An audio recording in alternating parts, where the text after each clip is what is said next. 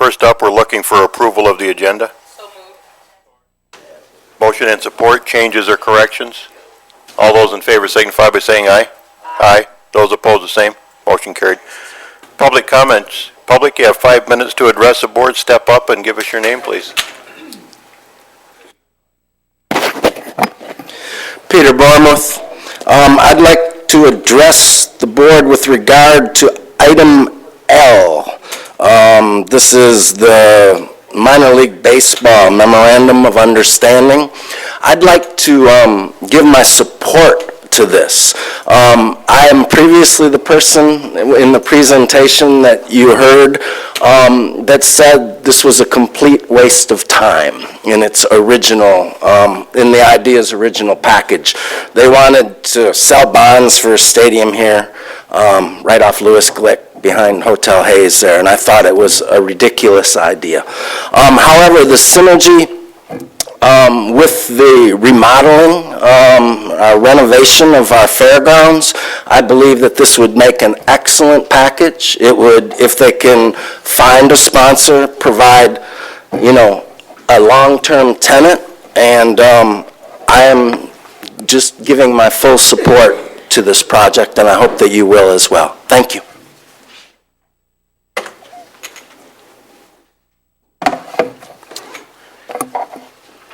My name is Roger Gady, and I live at the Vineyard Lake area in Columbia Township.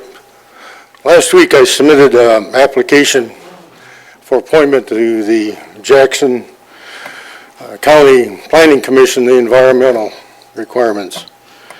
My application contains information on my community activities, and there's a number of those, my past employment, my education, and additional information. When you do get my application, I realize that didn't happen, but if anyone has any questions, I'll be more than happy to explain or answer. One thing I didn't put on the application was my, I have life memberships in Audubon Society, National Wildlife Federation, and the Rocky Mountain Elk Foundation. The Rocky Mountain Elk Foundation does do habitat improvement here in Michigan because the elk that are here are of the Rocky Mountain species.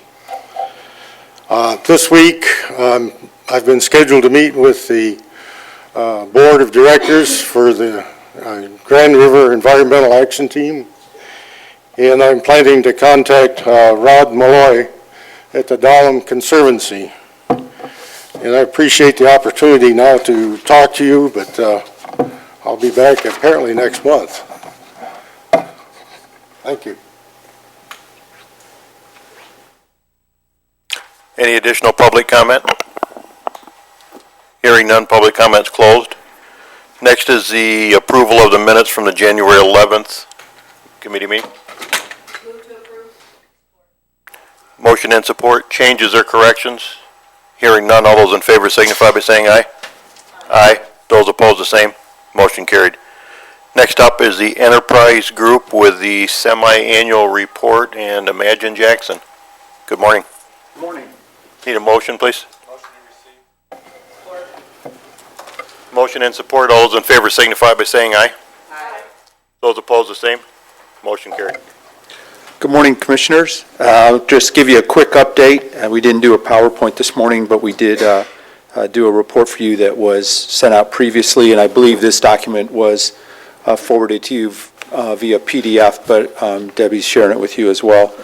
In the last several months, we've had a number of developments as it relates to our Imagine Jackson 5-year strategic plan. First and foremost, which is not in here, we're at about 72% of our goal. Our campaign is to run through the end of next month, the end of March. Our goal is $480,000, which is separate of LDFA, DDA, BRA, EDC money. It's focused specifically on economic development functions in the enterprise group. So we're very happy with that. all of our board members and all of our campaign development committee members, as well as the county, have already stepped up, and right now our goal is to bring in new investors into the organization. So we have a list of about 50 businesses in the community that have not supported us in the past, and our volunteers and as well as our consultant from out of town and staff are all working on making those calls right now. So we're cautiously optimistic, but we hope we can get to that $480,000 goal, which is really important in trying to achieve some of the issues that are addressed in the 5-year plan that we shared with you. Excuse me. Thank you. How much does that goal that you have set, how much does that compare to prior years? Prior years, it was $330,000, so significant increase. Thank you. And that increase is all targeted to come from the private sector, so. A couple of high points of last month. I know many of you are aware of Crown Industrial Services, Ypsilanti. They purchased the former Midbrook MeWe facilities. There was a lot of brownfield work that went into that, and the Brownfield Redevelopment Authority spent some dollars helping them get through the process so they could get financing to purchase that facility. They've closed on that. In addition to the Brownfield, the EDC provided them a loan of $200,000 as part of their rehabbing the building, I guess I would say, internally. They hope to have a formal event, which you will all be invited to sometime in early spring. That actually created about 30 to 40 jobs. However, most of those jobs were people that worked there previously at Midbrook or MeWe who were at risk of losing those jobs when Midbrook went out of business or actually transferred business to another owner. So pretty significant. They're great people. If you get a chance to meet with them, they're very interested in being more involved in the community, and they have a lot of plans. They have a lot of room to grow in that building. The last parcel in Blackman Industrial Park, Technology Park, has been purchased by Technique, which we feel very, very good about. That is a good sign that the John Cox have more plans to grow in Jackson County. You all know that we were at risk of losing them when we actually secured their investment in that first facility, and Ronnie has said on several occasions that they want to grow and they looked for some additional space right there. So we're excited. That purchase agreement says that they need to develop the property within 18 months. So we're looking for some plans to come in on that piece of property. One of the things I've talked a lot with you about is the workforce development issues, and brought to you before that soft skills, work ethic, employability skills have become a huge issue. We put together a work group with the Chamber of Commerce, Western School District, and the Career Center, and we'll be focusing development of a pilot program on healthcare career path with the curriculum and the instructors at the Career Center. We've met twice now. We're working on what employability skills would look like and how we get healthcare providers in the classroom with these instructors to talk about the importance of relevance for delinquency, showing up on time, how you present yourself, and these all seem it seems relatively straightforward, but unfortunately, in today's world, a lot of young people don't have role models that actually teach them that, and the instructors are really struggling with getting business people in the classroom to help them understand what how important those employability skills are as you move through your career path. So we're well on the way to working on that. We've got a good core group of people, some really great instructors at the Career Center that are part of our team. Just highlight a couple other things real quickly. I mentioned Brownfield. The Brownfield Redevelopment Authority has also received some petroleum funds to look at some other properties that we could redevelop, similar to what we've done at Clavons and some other properties around the county. And marketing communications, our image issue. Again, we have made a commitment to work with the chamber, and hopefully we can raise some of this additional dollars through the rest of our campaign to do a joint effort with the Chamber of Commerce and the Enterprise Group to work on image marketing, not only externally, but internally in the community. A lot of times one of our biggest issues is just convincing ourselves about the positives and promoting the positives of Jackson County. And the Chamber really plays more of that role than the Enterprise Group does, and we do more externally, but we felt it was extremely important in however we brand this, that we brand it together, and we spend our resources as efficiently as possible. people and try to bring more business people into that selling of the community. So I'd be happy to answer any questions. I would encourage you, if you haven't looked through this, to please do. It has a lot of the detail on the 5-year plan and where we're going to focus our efforts. I think the last thing that I did skip over initially is the infrastructure issue and site development. We are putting that group together. You'll see there the list in the report, the list of technical expertise that we're bringing into this committee. We've already talked to Region 2. We have a couple people from Region 2. I've talked to Mike actually about your GIS staff person being a part of that, because it's extremely important in depicting graphically where our deficiencies are and then how we actually go about bringing some cost estimates to improving those. We're talking to some local construction companies. We've also asked for local government participation. So we want to have a good technical committee. We've already started the work of actually, if I would say, doing the homework, the groundwork. We've put our book together. We've got all the information that we're going to sit down with GIS and have them start doing overlays for the things that they know about. We've already talked to consumers about doing the gas and electricity so they can provide an overlay. So there's a lot of behind-the-scenes work going on that infrastructure development issue. Be happy to answer any questions. Commissioners, any questions for Tim? Tim, thanks for the great report. Thank And you. I appreciate the hard work of the enterprise group and your staff. And my staff, right? Thank you. Absolutely. Thanks. Very good. Next up is Jerry Jarzenka from the prosecutor's office with his annual report. Good morning, Jerry. Thank you. Morning, Commissioners.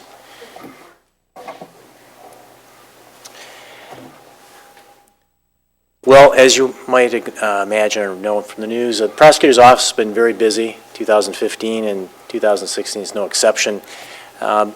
This morning, I just want to highlight a couple things. One, Drug Summit 2 that we held last December 11th at Jackson College. And it was well attended. We basically had about 250 people. Thanks to the generosity of Jackson College, President Phelan made more space, obtaining a lot of evidence that we used successfully in that trial. So it is important, but it takes a little bit extra effort to do that sort of thing. Any other questions? I think we're All good. right. Jerry? Thank you. Thank you. Very much. Okay. Next up, Kent Mauer Airport for approval of the contract with Mead and Hunt for easement acquisition. Good morning. This contract is with Mead and Hunt to obtain 2 easements on Herbert J for tree cutting or clearing or trimming. And it was based on an initial survey of the original easements, which we've obtained 24 total up to this point. But a more detailed survey realized that there are trees on these 2 parcels that need to be trimmed or cleared. So this contract would hire Mead and Hunt to obtain those easements, and they subcontract with Commonwealth Associates as property acquisition experts. Mead and Hunt provides the planning expertise. And assuming that they're obtained without having to go into a trial, then we would come back to you with a grant that would pay for the easements, pay for the tree clearing, and reimburse us for these expenses. So we put this expense up front. We're reimbursed minus our local match, likely yet this calendar year. Okay, we'd be looking for a motion to send this on to the full board. And in support, questions or comments? Julie? And for clarification, this is similar to what's been done in the past, and we have always received the reimbursement? Yes, Thank you. you're welcome. Further questions? Hearing none, all those in favor signify by saying aye. Aye. Those opposed, the same. Motion carried. Steve? Where are we at on the Dahlman process? I would have been approached by neighbors, and they want to thank you for your workers being cognizant of their property lines and that type of stuff, but where are we at on that process? The trees have been all taken down. They're in the process of grubbing, grinding stumps. They are providing firewood for the public, bringing it up toward the road. They were in there Saturday and Sunday, cutting. So it's substantially done, and I will also compliment the neighbors who, almost to a person, have not complained about the project. They're complaining now about the wind, because now it comes through there. But they've been really very congenial, the ones that we've cut on and the ones that are just neighbors. So it's substantially done, and they're in the clearing and grubbing phase. And then it'll all be reseeded when they get done. Ken, I appreciate you helping with a call to one of my constituents there. He was very congenial, but appreciate you Yes. taking the time to talk to him. You're welcome. Okay, All right, thank you. next up, we have the District Court Quarterly Report. Tammy, good morning. Good morning. Okay, excuse me. Hopefully all of my reports are online there for you to view. That's half the battle. I have nothing really glaring to talk about in the last year. Our budget was right on. We were at about 93% in revenue and 98% of our expenses. On the collection side of things, we collected about $3,714 more than what we did in the previous year. Our caseload as a total, so total caseload, and what goes into caseload when I talk about that is our traffic filings, civil filings, and criminal filings. So our total caseload was down 1,197 cases from last year, from 14. The majority of that came from traffic. Traffic alone was down 1,535 tickets. So that's a huge hit to us. Criminal was up, they were up 373, and civil was down 35 cases. Other than that, there was nothing glaring in the reports that I thought. Things are status quo as far as staffing and things of that nature. We're moving forward, and things are going well with our combination of our traffic, criminal, and civil departments. That's working well, having them all in one area. And it helps, I think, for efficiency of the court and for the public coming in. Everything is in one area. So that's all I have. If you have questions, I'd be happy to answer any. Tammy, just a comment from me. I appreciate the great detail in the reports. I did breeze through them all last night and saw how close you came on the numbers, so I appreciate that. Absolutely. Questions from commissioners? Sarah? I just want to say kudos on the budget, staying within that, especially with the Cunningham case last year. There were 6 months, I just want to remind people, there were 6 months where we couldn't collect fines, our costs. And it was about, what, 18,000 a month? About 15, About. 18? Yeah. So I think that's impressive to be able to work things around in light of that. And then also going forward, at this point, I know that there's not a complete legislative fix for Cunningham, and the sunset will be 2017, I think October. So there's going to be another essential cut down from the state to district court as well. So 2017 sunset. We're 17. No, 17. 17. But still, that's not that far away, and that's a lot of money if, there isn't a legislative fix. And obviously with the flip thing going on, a lot of our state dollars are being diverted in a lot of areas, like our mental health areas, our criminal justice area, because our charge has changed a little bit on one of the boards that I sit on. So I just wanted to bring that up and let commissioners know that sunset's out there until there's a legislative fix. There's going to end up being a strain on our courts. So we have to make that up. By statute, we have to take care of our courts anyway. So good job. Thank you, and I thank you for bringing that up. That is something that is a concern of ours, that sunset in 2017. So if any of you folks can help in that, voice your concerns, that will certainly help us. We have at least one lame duck that should be able to take it on. Okay, Tammy, thank you. Thank you. Next up, we have the Circuit Court Quarterly Report. Charles?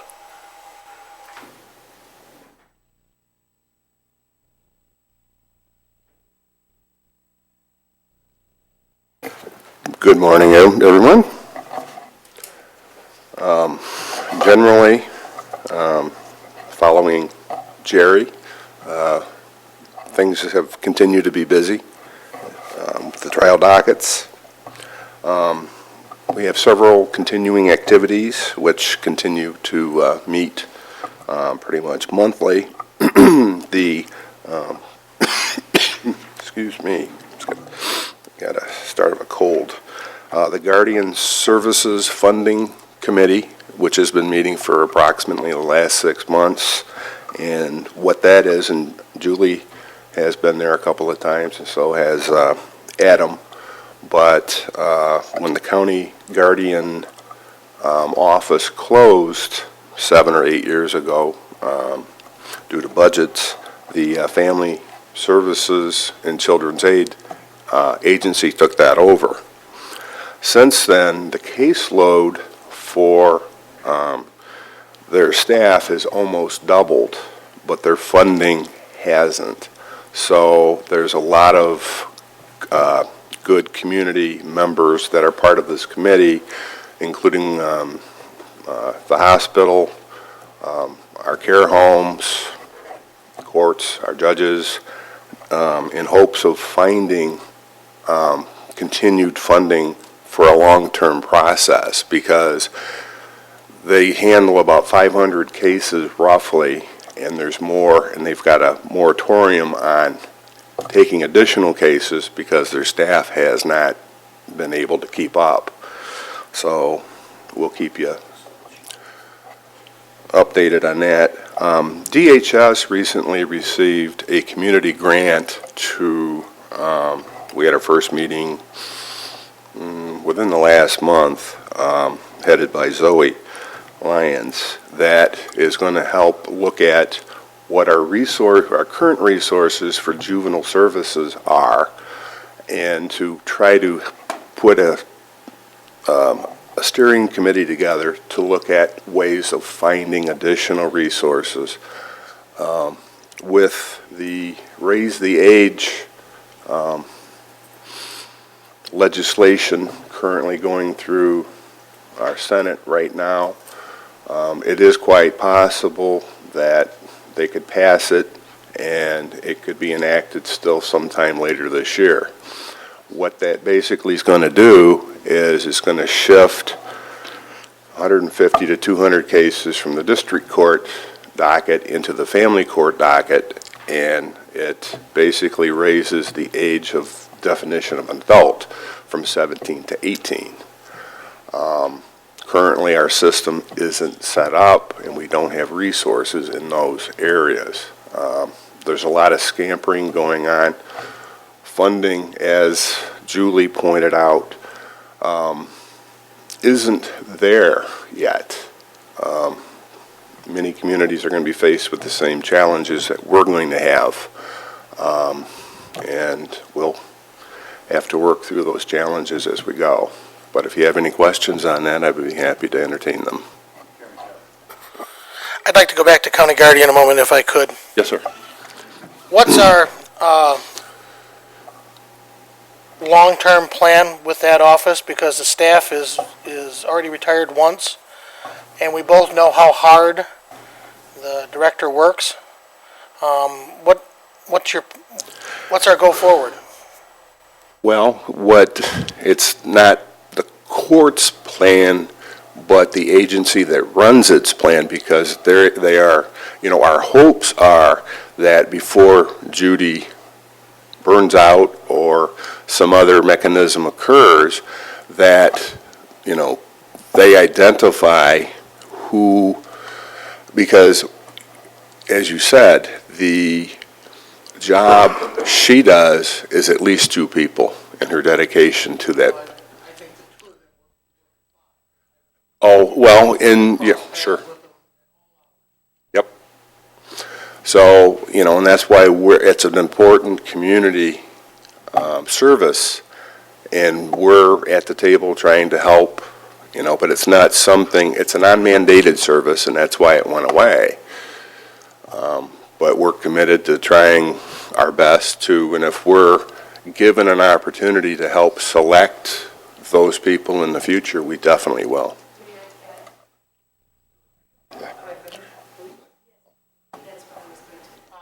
Okay. My concern is that the county is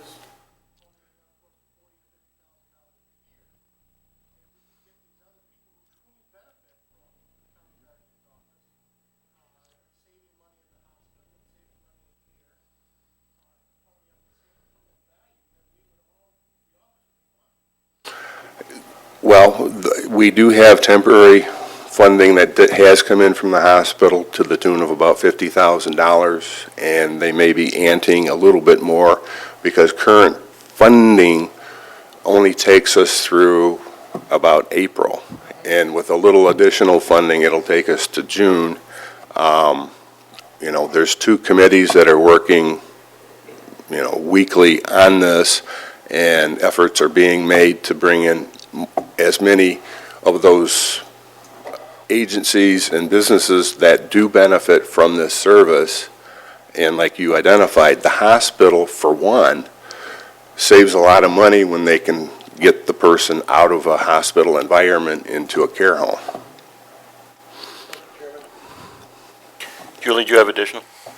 Yes, I would just, in regard to that question, Commissioner Shotwell, I believe in my experience from attending those meetings that those exact concerns that you addressed are being discussed. I think the fact that they have a short-term committee and a long-term committee, that is very insightful, so that we are asking the right questions. But we do have the right people sitting at the table, and I think they hear and they understand the county's financial situation and what we've done in the past, and they continue to ask who else should be at the table. They're asking the right questions, and I see them moving forward in the right direction with due diligence. I really do. Sure. And they are all appreciative of the county's, you know, indirect of office space and stuff like that. Sarah? This is not on the Guardian topic, so if you guys are done with that, okay. Excuse me. This is in regards to the Raise the Age. Last time you appeared before us, I asked you for costs regarding, you know, raising the age and how that's going to affect us. And I haven't seen that yet in an email or any type of document. So I was just wondering if you could actually get us that as a board, because going forward, if this legislation does pass, you know, we just need to kind of have some estimate of how this is going to work out for our county. And I would like to see that sooner I don't think we can than. generate any kind of cost estimate because we don't know the cases we're going to get. Well, on average of what you get right now, because we know how many 17-year-olds we have in our jails and that are in our courts. So, I mean, you can do some sort of cost estimate. I mean, if we can do it and we don't even work in the court, you know, as a whole. Well, you know, I can put something on paper, but it may be far from What's actually going to happen. What would even be, because I haven't even seen anything. I've only seen, you know, some general stuff come out of the legislature as far as economic impact, and their words are generally indeterminate. Right. I'm familiar with that legislation, but what I'm saying is, if you're going to move 7 to 10 cases a month from district court to family court, what are the normal costs for, say, you know, that particular type of case in a family court case? And then, so if you could even just give me that number on a general, then I can figure it out myself. Well, But I would just like that information. I'll get the number of misdemeanors and felonies Yeah. that would be eligible to be, you know, jurisdictionally transferred over to juvenile, and try to give you something like that. But as far as, you know, what a judicial process would be, and if jail and or prison weren't an option at that point, you know, it gets more complicated because you don't know what the judge would, residential treatment, some other kind of community-based program that may or may not exist yet, probation. But I'll get with Tammy and we'll. Charles, if you can also copy the administrator, then he can funnel it to the rest of the committee as well, would be helpful. Happy to. Okay, did you have additional, Charles, or are you through? Done. Okay. Any other questions of Charles on his report or anything else circuit court related? Okay, Charles, thank you. Thank you. Next up, we have J.C. Dot, authorization to sign the cover sheets for the road certification book. This would be going to the full board to authorize our chair to sign. We'd be looking for a motion. Good morning. I'm assuming I have that right, Christopher? Yes, Authorizing the board to sign it. yep. We have a motion, do we have a support? Motion and support. Any questions on the action? Again, it's going to the full board to authorize the chair. Hearing none, all those in favor signify by saying aye. Aye. Those opposed, the same. Motion carried. There you go. Next up is the comprehensive patching program and asphalt bids. There are a large number of them there. If nobody has an issue with it, pending any questions for Christopher, I think we can probably do them all in one fell swoop. They all go to the board for approval. Chris, do you have additional explanation of these? Just a real quick synopsis, if I may. That'd be fine. Go right ahead.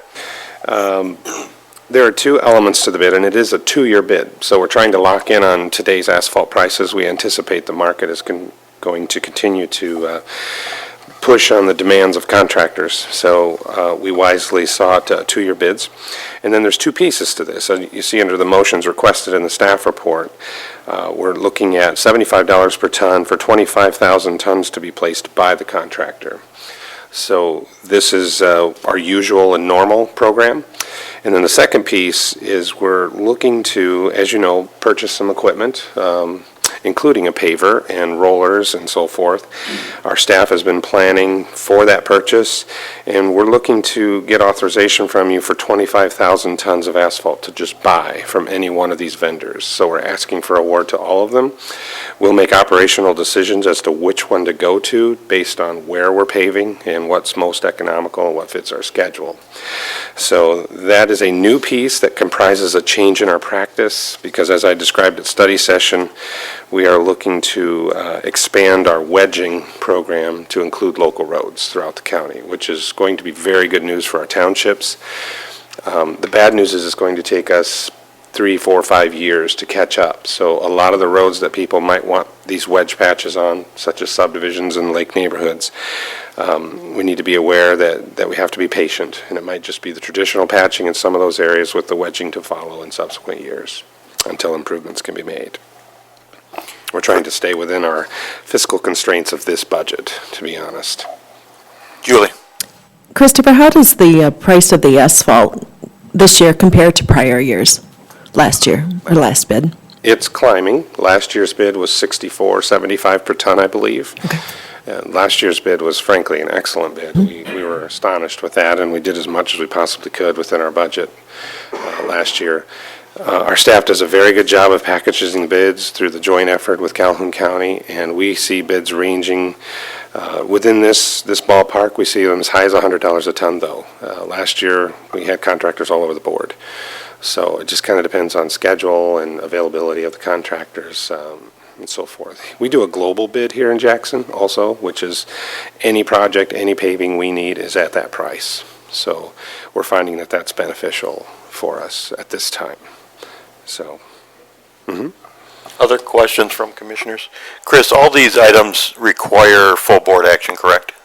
with the dollar amount of Yep. an estimated 3.2 Okay. million, yes. If any commissioner wants to separate these out, we can. If there's no desire to do that, if we could have a motion to send all these on to the full board.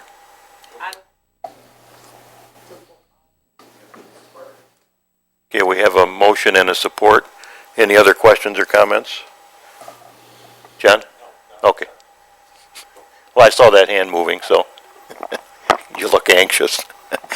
All those in favor signify by saying aye. Aye. Those opposed, the same. Motion carried. Thank you for that, Chris. Next up, you have the gravel maintenance program changes. Great, thank you. As we discussed at the study session, staff has been, for the last couple of months, doing a lot of strategic planning, and one of the things that we've identified as a why do we do this type question is our dust control program, which over the past, well, as long as we can remember and as long as our records show, we have charged our township 70% towards dust control, where we cover just the 30% piece. So while this has some, at the surface, some financial impacts on our budget, there is some hidden benefit to us and cost savings associated with just covering the cost of dust control, dust controlling all miles of gravel road, of which we have, it's in here, 239.24 miles. To put it simply, to turn the jets on, to turn them off, and to skip around costs money. Administratively, we have to know when and where to grade. Graders are running around all over the place trying to, stay ahead of the contractor when spraying. And a lot of our neighboring counties and programs I'm familiar with, they just do a unilateral application. It's good for the roads. It saves our material. Literally, when you see the cars drive away and you see the plumes of dust, there goes your road every single time a car goes down. So the dust control keeps the palliative, allows moisture to stay locked in and basically preserves our roads. So we put down less patching material and so forth. So there are some long-term cost savings. It is about a $100,000 impact on our annual budget, but I propose to cover that with savings operationally and through other streamlining. And this is made possible by the new road funding package that was approved in November of 2015, sorry. Chris, that had to be an operational nightmare to do it the way you've been doing it, and I'm glad to see it go this way for a lot of reasons. Thank you. We are trying to upgrade our service to our townships and our public at large. And I'd be willing to bet the staff at the road department's going to appreciate it too, because again, operationally, they had to be a nightmare. Julie, do you have a question? So Christopher, what will you do to inform all of the townships, or have you done so already? We are crafting a letter, basically, just to give them the good news, pending board action next week Okay. and/or today. I don't know if this requires full board action or not. I look for guidance on that. But we wanted to advise all of you and seek any input that you might have. Yeah, this is set to go to the full board, and I'll be honest and say that I've already sent an email to my supervisor to let him know. So is Sarah, and so have I, so that's what, we're just Yeah, I looking think our chair recognizes We that. get to tell the good news Yes. on this one. After all the bad news, All right. Okay. Well, the patching is also good news, too, once that's approved. But I think, we hope that our townships will take some of the money they spend on dust control and and put it towards road projects, which would be wonderful. So that's our goal. Okay, so we'd be looking for a motion to send this to the full board. Motion and support. All those in favor signify by saying aye. Aye. Those opposed, the same. Motion carried. I think that's it for you. Thanks, It is. Chris. Mr. Chair, if I may ask him a question? Certainly. It's Monday morning. We all like to play Monday morning quarterback, right? I think as a commissioner, that's my most frequent call and/or email. A lot of people question, when JDOT is traveling down a road, which holes are they filling and which holes are they simply driving by? Again, it's easy to be a Monday morning quarterback. You've shared with us, we have a basic understanding that it's the severity of it. You can't fill them all, you're going to move on. Is there a policy that's stated, is there guidance you can give us to help us educate constituents as to what we're doing and why? Thank you. Good question. Thank you. It's always a challenge with the volume of holes we need to respond to. I'll let Bob, our Director of Operations, explain because he heads that entire division of our department. The problem, bottom line, Bob, is that there's just too much, and we're running around trying to get the high emergency priorities first that we know of, that it's in our database and so forth, but I'll let you explain. Okay. Morning. Basically, like he explained, it's a kind of a priority type thing. We have to hit the request to get called in so that they don't go too long and that we don't have those hanging out there. So that's the main reason most of our crews are going out there, is to hit those requests. If somebody's called in a pothole or something, if they're in that area, then they should be filling all the holes in that area too. They're not going to get down into the small little ones usually, but they should catch any of the bigger holes or anything that's going to cause a problem. But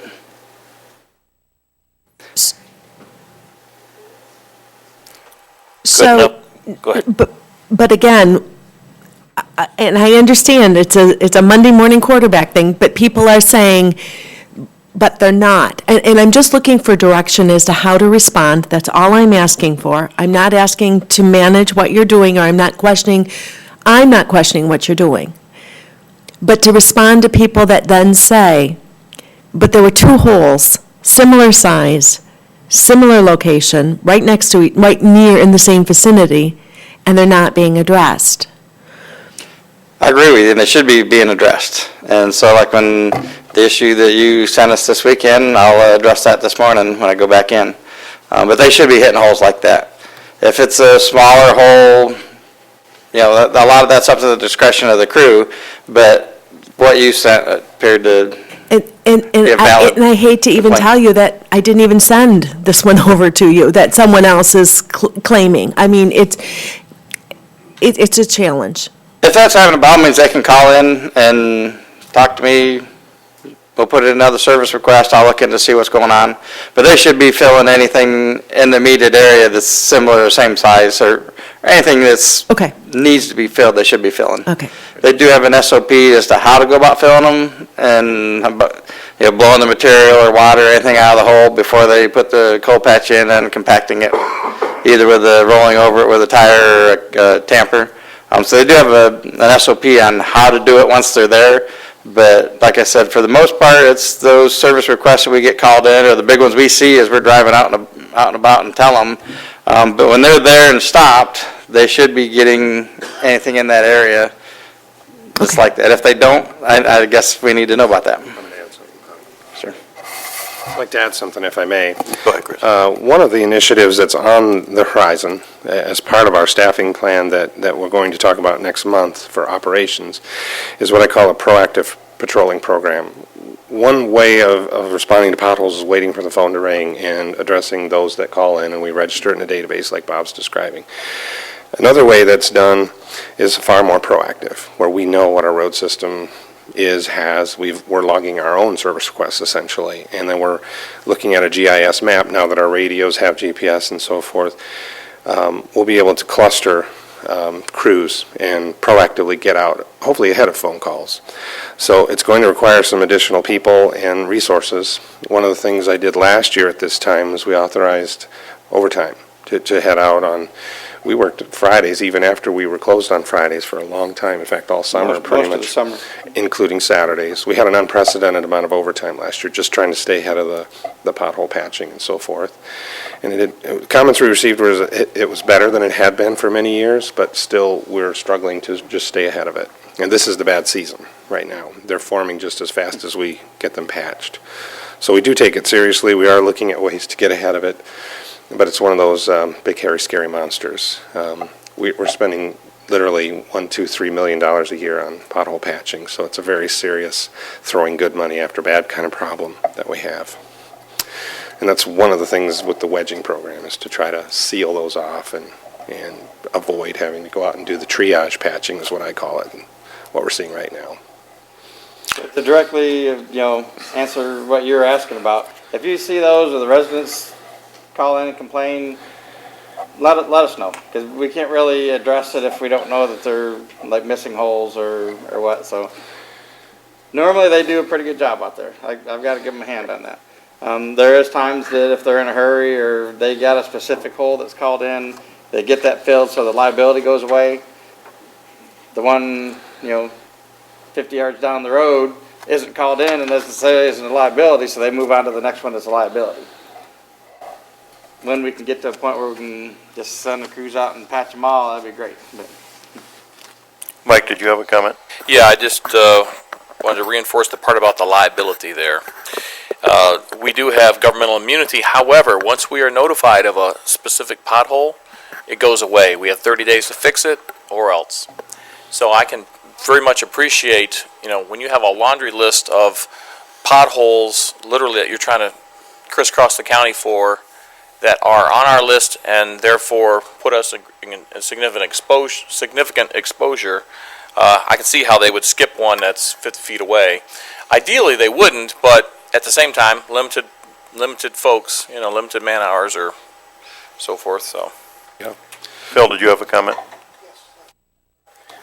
Could you tell me when the wedging program's going to be taken over on these heavily potholed areas? I thought we talked about that last week, to do wedging instead of individual potholes. We are. That's part of the HMA bid award that you just approved. Is that what you meant? Okay, so the individual potholes is going to cease to become an issue, hopefully. Over time. Quite a few years, huh? Quite a few years, yeah. It may take 3, 4, 5 years or even a decade to really get at. There'll always be potholes, to be clear. Right, right. Even on new roads, you'll get them just out of the blue. Our goal is to minimize it, though. Yes. The cost has gotten out of control, as we know, just looking around. Chairman Shotwell, did you have a comment? Okay.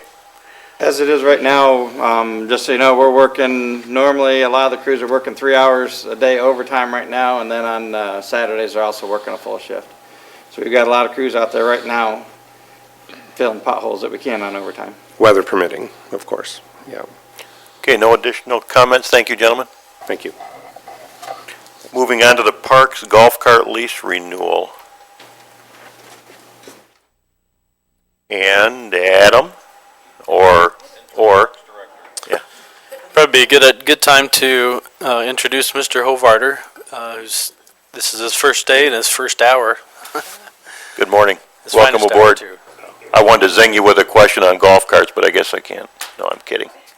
Well, with respect to this item, though, I'll get with Jeff this week and discuss it and get his background and knowledge, wisdom with regard to this thing before it goes through final approval to the full board. But right now, it feels like we're between a rock and a hard place with this lease, and that's because they tried to stretch this lease out because of the GPS units and to keep the cost down over 5 years, but the life expectancy of the carts and mostly the batteries, but all of the warranties are over at the conclusion of last season. So any maintenance items that we have will be incurred directly on the county this year.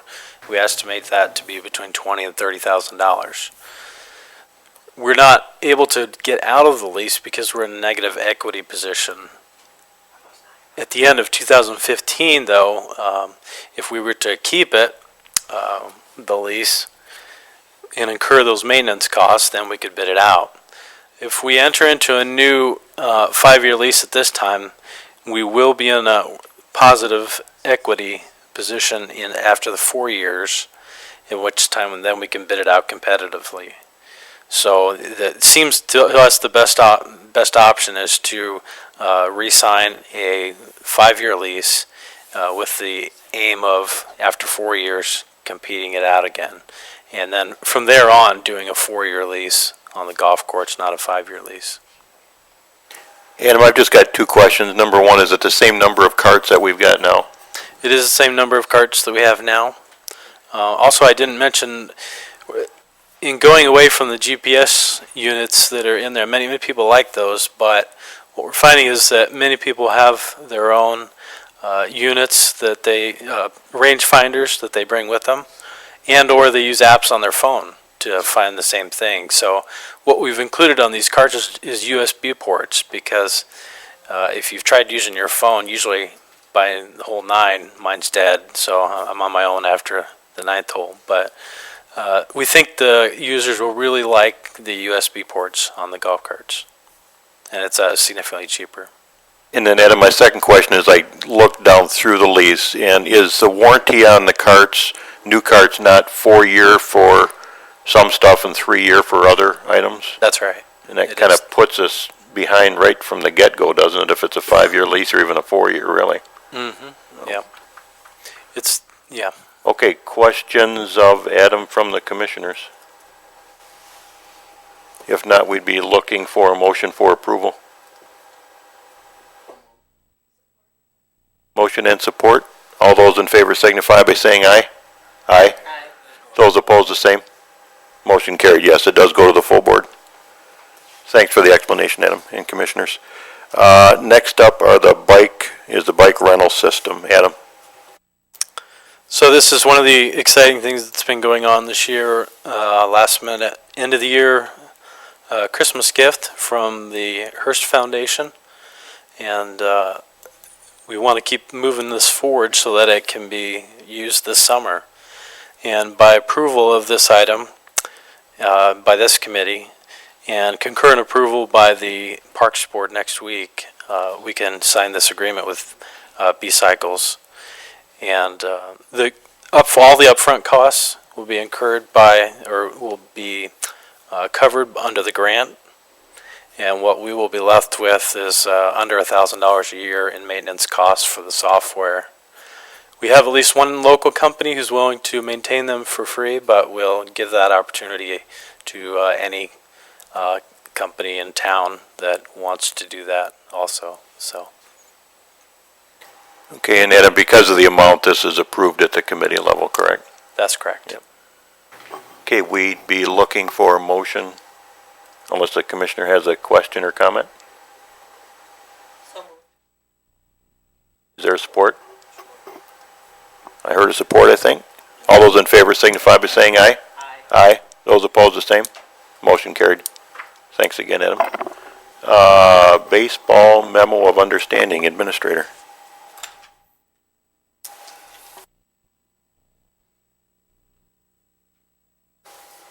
Thank you.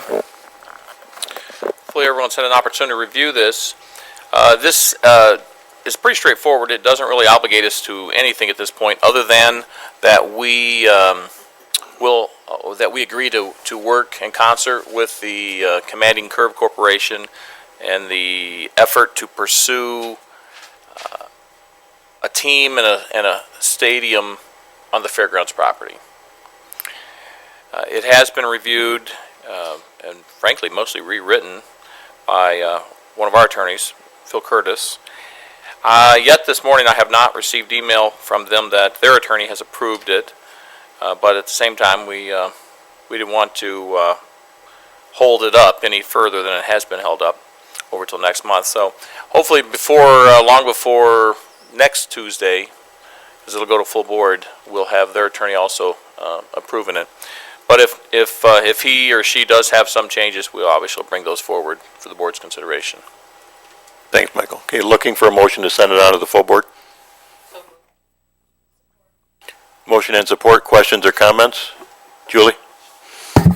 So, Mr. Overton, for clarification on page 2 of 3, where there are blanks, will those remain blank, or will those dollar amounts be filled in as we move forward? Hang on, let me pull that one part of it up.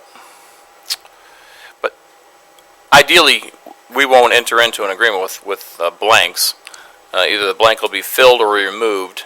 Let's see here. Naming rights, oh yeah, agreement who agree to pay at least blank dollars annually. It's unlikely that they will have any sponsorship at that point. That's part of their thinking is they have more credibility if they've already entered into a relationship with the county where we agree to move forward and pursue this with them, so that there will not be a dollar amount on that there. Well, just a further question in that regard. If naming rights potential came forward, would that come up separately to the board then on an amount or not? Outside of the agreement, I assume, or how would that work? Well, frankly, we haven't discussed that exactly, how that would work. I'm just looking at that next one. Hang on one second here. Well, if you look at the sentence above, it's saying these are the goals of our committee. So it's not like the intention isn't to have the county be named for the ball diamond itself, and that's what it's referring to. Correct. The facility there. And that's going to be something that's going to be sponsorship driven, you know. Right. Well, I think that sentence frankly needs to be reworked a little bit because I don't like leaving them blank like that. Well, not only that, and not to be anal, but to pay at least blank annually for the naming rights. Payable to who? It doesn't say. Is it us? I assume. I would think it would be to them as well. To help fund the improvements that they're looking to make.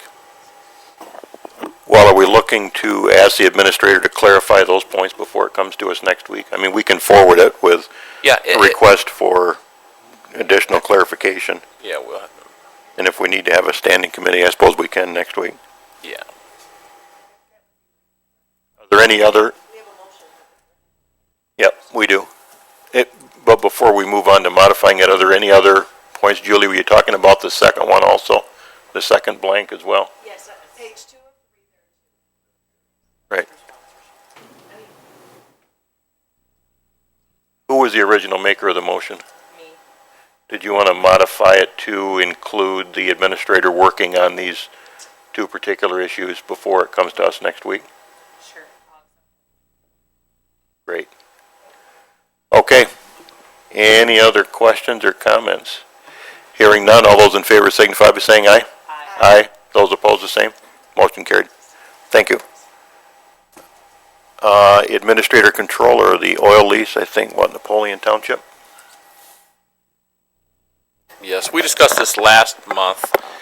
It's it's Savoy again, they're looking to lease, basically our Clark Lake garage property. They've indicated they don't intend to put a well there, but they've locked all the property up around it, and we're the last parcel according to what they've told me.